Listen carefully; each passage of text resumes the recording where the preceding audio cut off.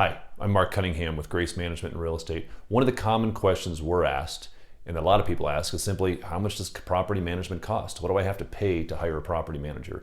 And the quick, easy question to that is, it really depends. It depends on what you want. It depends on what the level of service is. What you're looking for as a potential owner, as you look to hire a property management company, is a fee and cost structure that is transparent and that is straightforward, because it can be hard to decipher. So I want to talk to you about 5 common fees, expenses, services you would expect to pay for if you hire a professional property management company. Number 1 is the management fee. That is the fee that most companies charge for the ongoing management of the property. And those can be set up and structured in different ways. What is most typical is either a flat monthly fee charged every single month, or a percentage of the income. Now, which one is better? Is one better than the other? Well, maybe. If it's a flat fee, if you're paying the same amount every month, let me ask you this.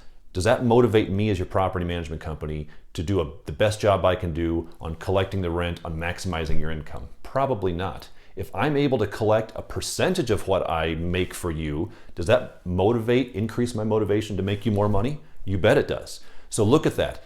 Another part of that is the management fee going to be the same amount if the property is vacant or occupied? If I don't do my job and I don't collect your rent one particular month for whatever reason, should I get paid for that? I don't think I should.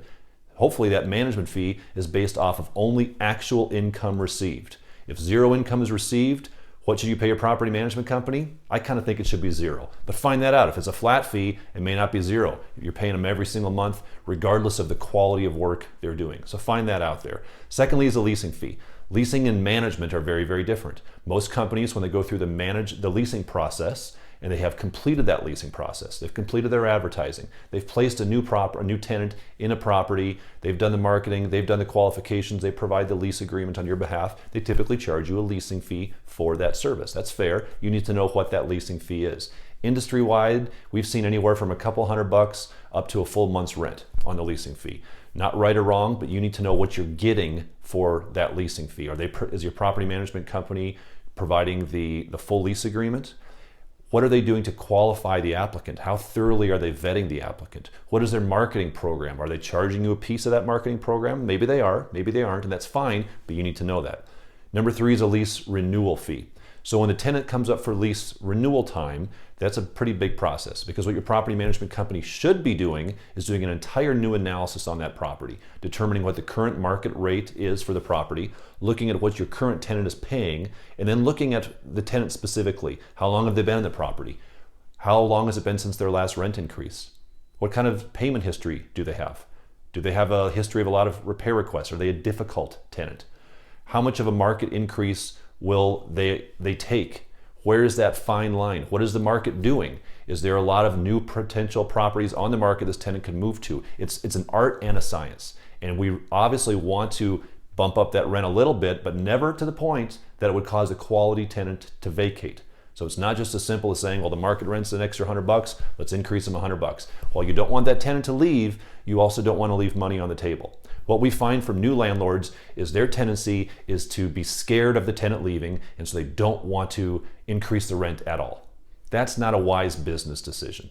The multifamily housing industry gets this very, very well, down to a science. That's what you want your property manager doing for you, ensuring that that quality tenant doesn't leave, but yet that they're able to increase. Because in the last year, I can about promise you that your real estate taxes have gone up, your homeowner association fees have gone up, your insurance expenses have gone up, so you need to build that into some type of rent increase to where you're at least netting the same amount. Otherwise, a no rent increase doesn't mean no net change in your income, you just lost income on the net. So there should be some type of an increase in the tenant to that. Now, very likely, your property management company may charge you a fee for this process. That's fair, but you need to know what that is. The 4th type of typical cost involved is for inspections.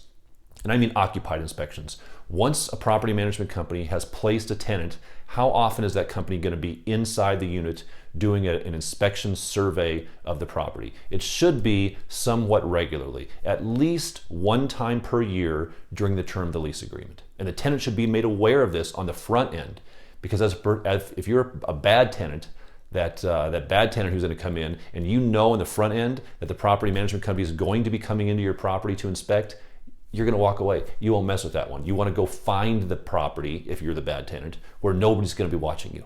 So what property management companies want to do is tell the tenants on the front end, hey, we are going to be in regularly inspecting this property. Now, there may be a cost to you as the owner to have that done, because it's a third-party expense typically. The company should be sending in some inspectors, and they should be looking at everything from the top to the bottom. Checking the molding in the bathroom. Is there mold in the bathroom? Checking the caulking, looking for unauthorized pets, looking at the condition of the yard. It should be a pretty detailed and thorough inspection. So there may be a cost involved in that. And then fifth, what is common is a cost for maintenance. Maintenance oversight is huge. It's a tremendous amount of work for a property management company, and sometimes they bill for that oversight. All of vendors for any property management should be qualified on 3 criteria. Number 1, timeliness of work. How quick are they going to get out to the property? Number 2 is cost. What are they charging? They should be charging very, very competitive, low rates to the property management company, if for no other reason because they're getting a lot of work. And so timeliness, quality of work, and cost. Those are the 3 things that every company should be judging, and you as the owner should be benefiting on those things. But for that oversight, for overseeing those vendors, for ensuring they have insurance in place, for ensuring that someone picks up the phone at the 3 a.m. call that comes in, your property management may charge you something for that, but you need to know what it is.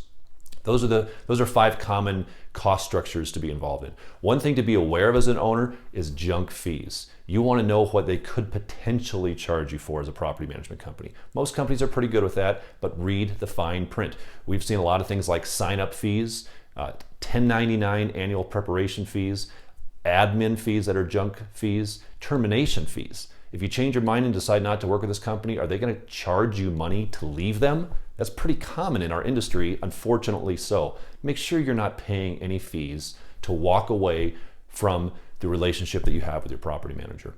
Typically in our industry, we find that you get what you pay for, but you want to be very, very cautious. Property management, when done well, is money well spent, but when it's not done properly, it can end up costing you money as the owner. I hope that's helpful to you.